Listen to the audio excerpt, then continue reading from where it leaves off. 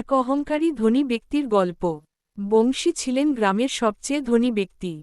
তিনি জমিজমা, ব্যবসা ও বিদেশে সম্পদ রেখে বেশ সচ্ছল ছিলেন। কিন্তু তার অর্থের সাথে সাথে অহংকারও বেড়ে উঠেছিল। তিনি মনে করতেন, টাকা থাকলেই সবকিছু সম্ভব। গরিবদের তিনি তুচ্ছ জ্ঞান করতেন, কারো সমস্যায় সাহায্যের হাত বাড়াতেন না। মন্দির বা স্কুলে দান করার কথা বললে তিনি কটাক্ষ করে বলতেন, এগুলো আমার দায়িত্ব নয়। একবার তার ব্যবসায় বর্ষর ক্ষতি হয়। ধীরে ধীরে সম্পদ কমে যেতে থাকে। তার আত্মীয় স্বজন, যাদের একসময় সাহায্য করতেন না, কেউ পাশে দাঁড়ায় না। তিনি বুঝতে পারেন, অর্থের চেয়ে মানুষকে সম্মান করা, সাহায্য করা বেশি গুরুত্বপূর্ণ। অহংকারী তাকে একা করে দিয়েছে। অবশেষে তিনি নিজের ভুল বুঝে গরিবদের পাশে দাঁড়ানো শুরু করেন। তার পরিবর্তন দেখে মানুষ আবার তাকে ভালোবাসতে শুরু করে।